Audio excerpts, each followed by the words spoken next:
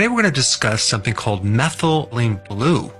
Now, I haven't done a video on this ever, simply because it's not a natural remedy. It's actually a synthetic drug, but it is sold over the counter and it's been around for a very long time, and it has some fascinating properties that I think you need to know about. Now, it was discovered in 1876, if I'm not mistaken, and it was the first fully synthetic drug in medicine. It was used as one of the first antibiotics.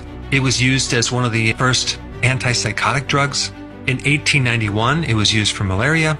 In fact, nowadays, even the emergency room doctors have it ready if someone has either cyanide poisoning or carbon monoxide poisoning.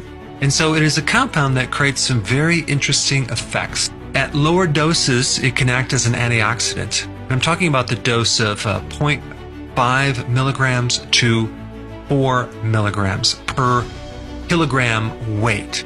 So, for example, I weigh 185 pounds, okay? That's roughly around 84 kilograms. So if you do the math, I would need per day, roughly on the low end, about 42 drops, because it comes in liquid, and in one drop you have 0.5 milligrams. So if I were going to take it, I would take like 10 drops in some water 4 times a day. And if you're going to try this remedy, I would definitely make sure you get the USP pharmaceutical grade at 1% solution, which will give you about 0.5 milligrams per drop. So what type of conditions would Methylene Blue potentially help someone with? Well, septic shock, especially if the blood pressure has dropped significantly. Anaphylaxis, which is anaphylactic shock, a very severe allergy reaction. If someone had a virus, because it has very potent antiviral properties. It's good for brain fog, memory loss. It's been studied to help people with depression, anti-candida properties as well.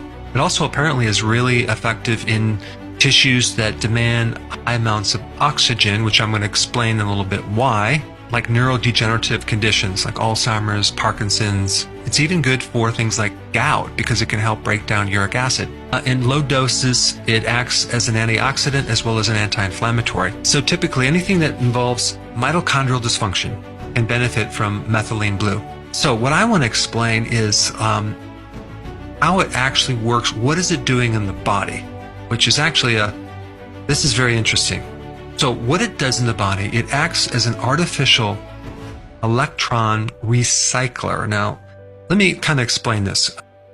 Let's envision you have a battery, right? And batteries are filled with these electrons that are stored, right? And so you need these electrons to generate energy. And you also have electrons going on in your body as well, in the mitochondria. In fact, your body converts food into electrons stored in the ATP molecule for energy. And so in our mitochondria, we have a lot of electron transfer exchange going on. Methylene Blue apparently has the ability to remove or add electrons depending on what part of the body needs them or doesn't need them.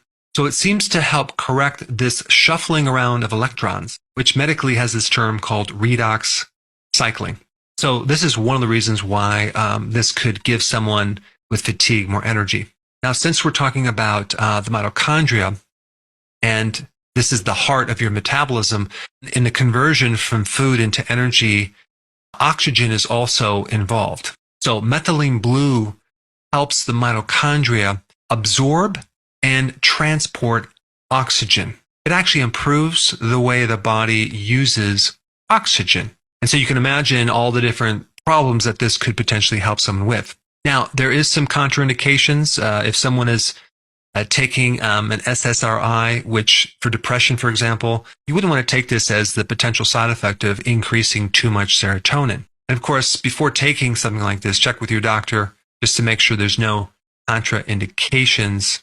But I wanted to put this at least on your radar so you can understand a little bit more, and you can maybe buy a book and read up on it. But I think it could potentially help a lot of people with certain problems related to this oxygen and electron transfer issue inside the mitochondria.